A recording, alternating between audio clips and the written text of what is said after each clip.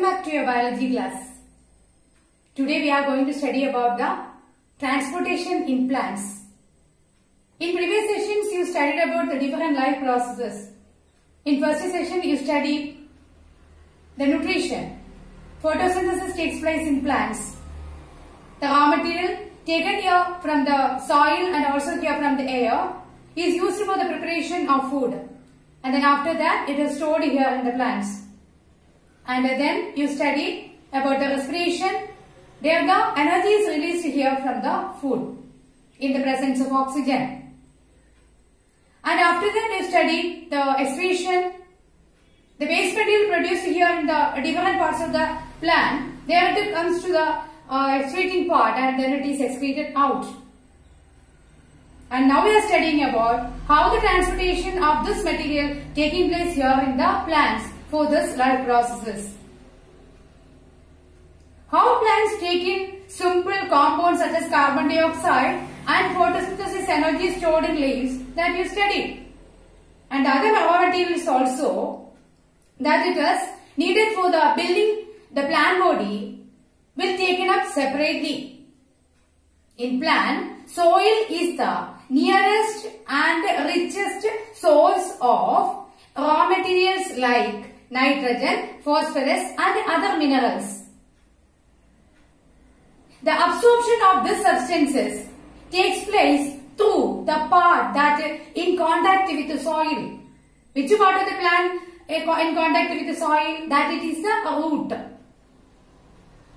If the difference between the root and leaf is small, the energy and raw material easily diffused.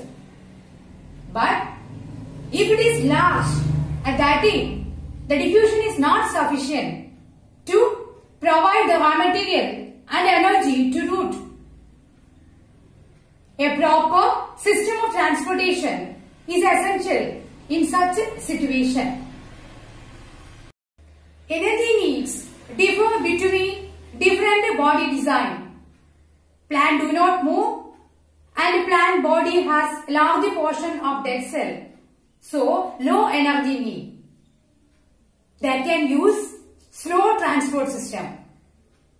Transport system is very large here in tall trees because of the difference in body design. Plant transport system will move energy stores from leaves and raw material from the root. These two pathways are organized here by the conducting tubes. In 9th standard you studied about the conducting tissues. What are conducting tissues? Xylem and phloem together called conducting tissues. And these two are using here in these two pathways. Then xylem, that is to move water and minerals absorbed by the root from the soil. And phloem transport the product of photosynthesis from leaves to the different parts of the plant. Then about the transport of water. In xylem, tracheids and vessels of root, stem and leaves are interconnected to form a continuous system of water conducting channel. Then at the roots, cell in contact with the soil actively take up ions. This creates a difference in the concentration of ions between root and the soil. Therefore, water moves into the root from the soil to eliminate the difference. So, a steady movement of water is taking place here into the root xylem, causing a column of water that it is pushed upwards. The pressure is enough in movement of water in certain heights. But in taller plants, use another strategy to move this water. Before studying the other strategy that it is used here in the taller plants, we will do one activity. Take two small pot of same size and having same amount of soil. One should have plant and in another that you place a stick of same size of that particular plant. Cover the soil of the two pots to avoid the evaporation.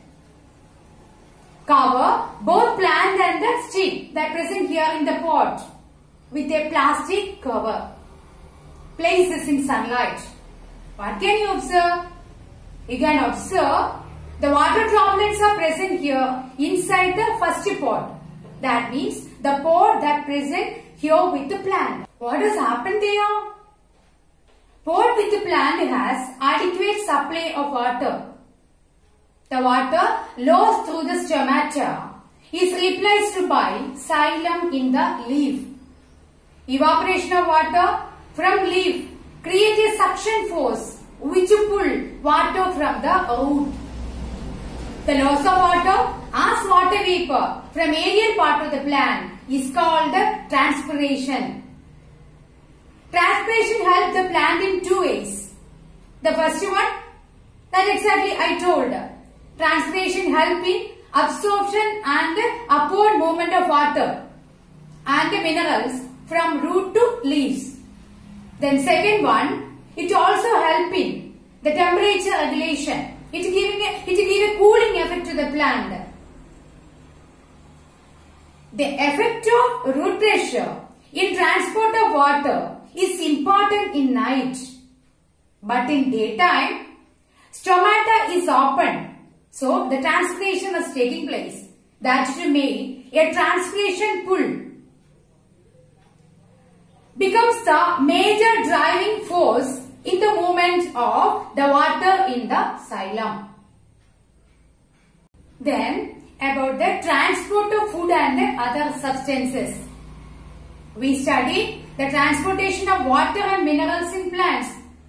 Now how the products of photosynthesis in leaves transported to other parts of the plant. The transport of soluble products of photosynthesis is called the translocation. It occurs in the part of the vascular tissue, that it is the phloem. Besides of the products of photosynthesis, the phloem transport amino acid and other substances. These substances are especially delivered to the storage organ of root, fruit and the seeds. Then you studied about the components of phloem, sieve tube, Campanian cell, then phloem parenchyma and phloem fibers. The translocation of food takes place in the sieve tube with the help of the Campanian cell, both upward and downward direction. The water is always moving only the upward direction. Here it is not. It is taking place here in the upward and downward direction. Transport system in xylem, which can be largely explained by simple physical forces. Transportation in phloem is achieved by the utilizing energy. Materials like sucrose is transferred in the phloem using energy that it is from the ATP adenosine triphosphate. This increases the osmotic pressure in the tissue that it causes water to move into it. This pressure moves material in the phloem to tissue which have less pressure. This allows phloem to move material according to the plant needs. For example, in spring, sugar stored in the root or stem transported to the bud, which need energy to grow at that time. So according to the energy need, there it is transported. Okay, this is about the transportation in plants. Okay, now we completed the botany part here in the chapter life process. Now from Friday onwards, we will start the test paper. So after Friday, then again after 2 days, that it is here in the Sunday, you have another test paper. That it is nutrition. That what I taught. And then after that, then it is respiration. Then the test paper of transportation in plants. Okay. This is the end of today's session and we will meet again in the next class. Thank you.